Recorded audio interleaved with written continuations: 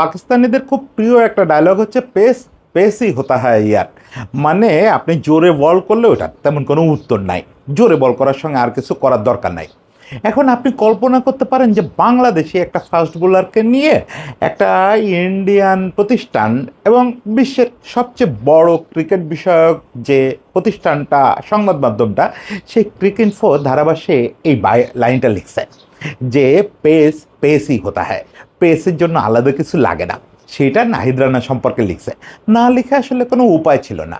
নাহিদ রানা ওয়ানডেতে কতটা কাজের হবে এ নিয়ে বিভিন্ন সময় বিভিন্ন আলোচনা হচ্ছে, অনেক কথা হচ্ছে। কখনো তাকে ওয়ানডে থেকে ড্রপ করা হচ্ছে, নিয়মিত খেলতেছিল না। নাহিদ রানাকে ধরে নেওয়া হচ্ছিল যে ওয়ানডেতে হয়তো অত সফল হবে না। সেই ছেলেটা আজকে মিরপুরের উইকেটে পাকিস্তানকে পেস পেসের চেয়েও বড় কথা ভয়ানক একটা লেন্থ এবং বলের একটু মুভমেন্ট এটা দিয়ে কাঁপায় দিল।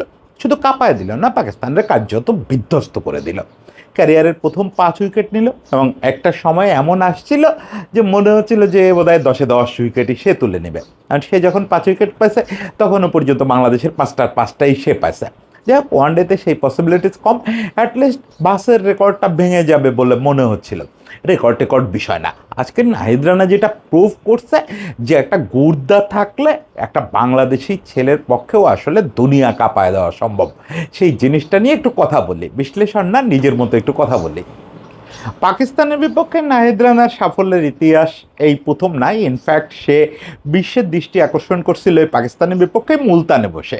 সেই মুলতানে দেখেন, এবং রাওয়ালপিন্ডিতে সে বসে কিন্তু আসলে ওখানে দুটো টেস্টেই কিন্তু সে আসলে দুনিয়া কাঁপায় দিছিল।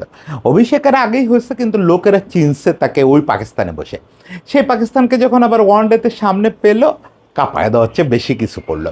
এবং সেইটা খুবই ইন্টারেস্টিং। যদিও আমরা শুরুতে বললাম যে পেসই হতা হয়, পেস দিয়ে কাঁপায় দিছে, গতির সঙ্গে পেরে ওঠে নাই। আসলে কি তাই? নাহিদ রানা একটা বলও কি 145 করছে? করে নাই।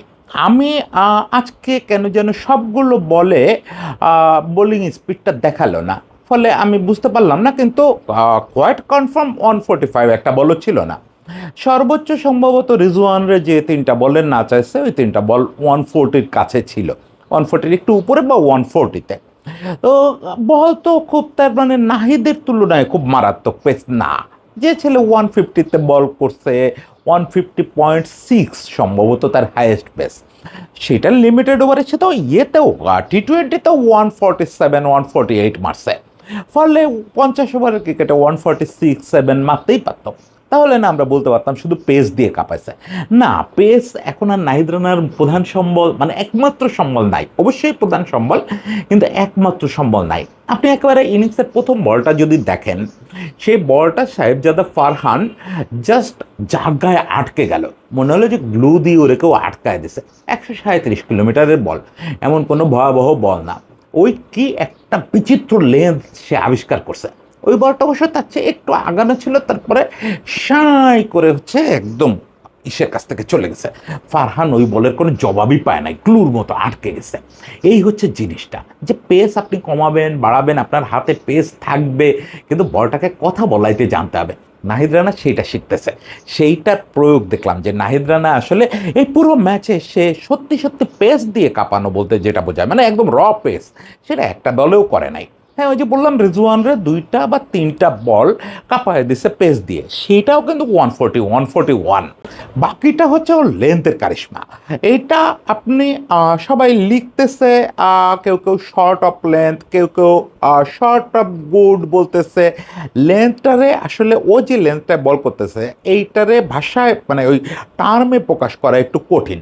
এই ধরনের লেন্থে বল করে হচ্ছে ধরেন মর্কাল টাইপের বোলাররা, যারা হাইটে অনেক লম্বা, তারা গুড লেন্থে এবং শর্ট লেন্থের মাঝামাঝি একটা জায়গা বেছে নেয়, নিজেদের মতো করে একটা সুইট লেন্থ তৈরি করে। এটা নাহিদ রানার সম্ভবত সুইট লেন্থ সে পেয়ে গেছে। এটা শর্টিশ, অবশ্যই শর্টিশ, একটু ছোট লেন্থ। এই লেন্থে পড়ে বলটা হালকা একটু লাভ দেয়। এমন না যে বাউন্স করে আপনার মাথায় উঠে যাবে, এটা আনপ্লেয়েবল হয়ে গেছে, আনপ্লেয়েবল হয়ে গেছে। ওই অফ স্টাম্পের ওপরে হালকা একটু শর্ট একটা সুইট লেন্থে বলটা পড়তেছে, পড়ে 37 থেকে 40 কিলোমিটারে ঢুকতেছে বলটা। আপনি এটা খেলতে পারবেন না। আজকে আমার এক বন্ধুস্থানীয় কলিগ সে স্ট্যাটাস দিছে যে নাহিদ রানা পুরোটা সময় মিড অফ ছাড়া বল করছে। আমি পুরোটা সময় আসলেই বলতে পারবো না যে প্রত্যেকটা ডেলিভারিতে তাই ছিল কিনা, যে মিড অফের ফিল্ডার ছিল না। সেটা যদি হয় আমি বলবো যে নাহিদ রানা বাংলাদেশের পেস বোলিংয়ের একটা নতুন হিস্ট্রি উচ্চতায় নিয়ে গেল, নতুন একটা পর্যায়ে নিয়ে গেল।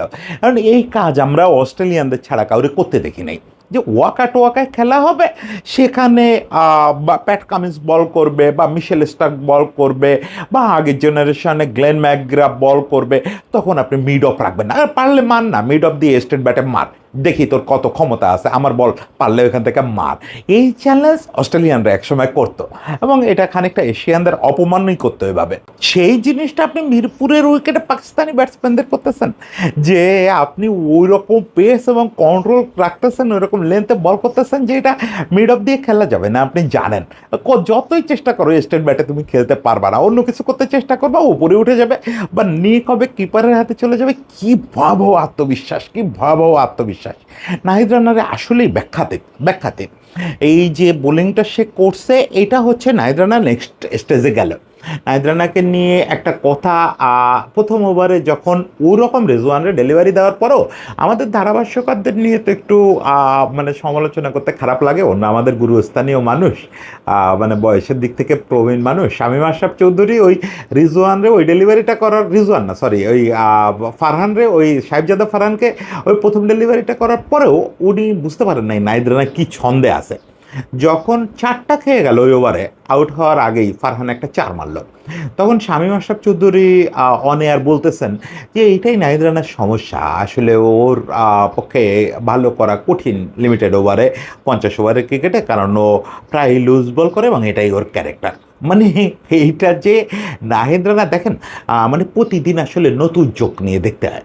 আমি ক্রিকেটারে দেখতে চাই ওইভাবে, যে গতকালকে যেভাবে দেখছি ওইভাবে দেখবো না। আজকে হয়তো ও নতুন কিছু নিয়ে আসছে, কালকের ওই মুখস্থ কথা আমি যদি ওর সম্পর্কে ভাবি, তাহলে ওদের আমরা যা বলতে চাই যে প্রতিদিন বদলাইতে হবে, সেই বদলটা তো দেখতে পাবো না। আজকে নাহিদ রানার যে রূপটা দেখলাম, এটা নাহিদ রানার মানে গতকালকের রূপ না, আগের ম্যাচের রূপ না।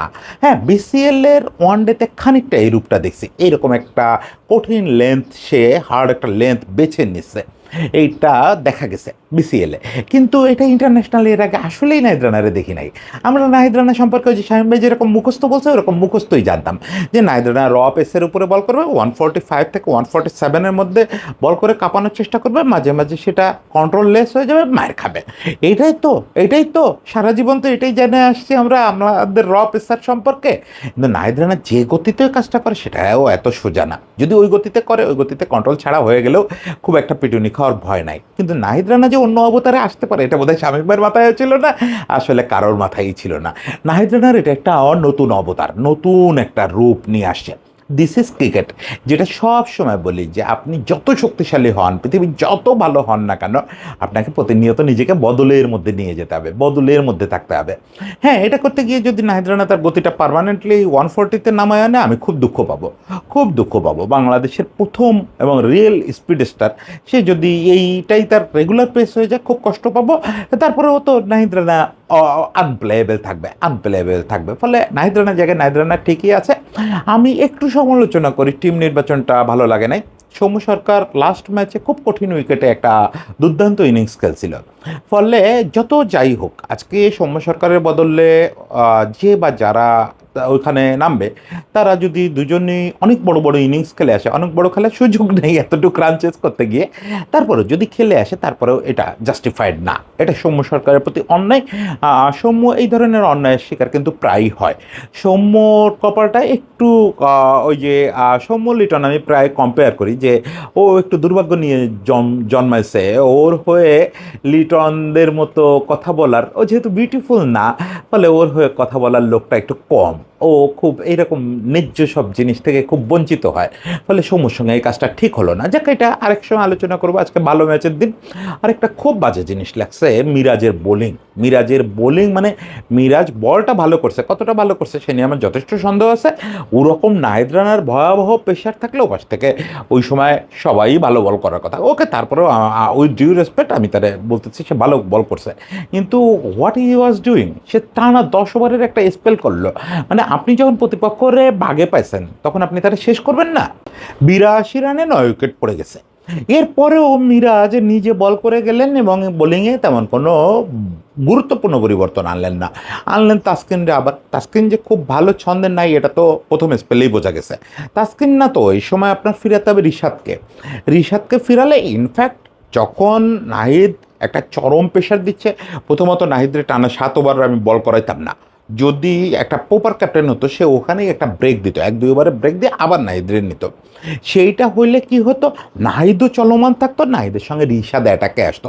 দুইটা বোলার দুই পাশ থেকে অ্যাটাক করবে, আপনি এক পাশ থেকে ডিফেন্স করতেছেন, এক পাশ থেকে নাহিদ অ্যাটাক করতেছে, অর্থহীন। আপনি যখন অ্যাটাক পায়ে গেছেন, প্রতিপক্ষরে বাগে পায়ে গেছেন, গলা পুরো চাপে ধরতে হবে, কোনো দ্বিধা করার কোনো সুযোগ নাই। সেই দ্বিধাটা করতে গিয়ে কি হলো, লাস্ট উইকেটে 32 রানের একটা পার্টনারশিপ আসলো। এটা মোটেও ভালো কথা না, মোটেও ভালো কথা না। আপনার মনে হতে পারে যে 114 রান যথেষ্ট ভালো রানে পাকিস্তানের আটকানো গেছে, কিন্তু এটা অবশ্যই 82 রানে যখন 9 উইকেট গেছে 90 রানের মধ্যে অল আউট করা উচিত ছিল। এটা খুব দুঃখজনক চিত্র, খুব দুঃখজনক চিত্র, এবং সেটা ক্যাপ্টেন্সির মারাত্মক ভুল। প্রথমত মিরাজ এতক্ষণ ধরে বোলিং করে যাওয়া উচিত হয় নাই, দ্বিতীয়ত রিশাদের সময় মতো বোলিংয়ে আনা হয় নাই। এই দুটো জিনিস অবশ্যই ব্যালেন্স করা উচিত ছিল। তারপর সবই নিশ্চয়ই ভুলে যাব যদি রাতের কন্টেন্টটা জয় নিয়ে কথা বলতে পারি। সেই অপেক্ষায় থাকলাম, সবাইকে শুভেচ্ছা।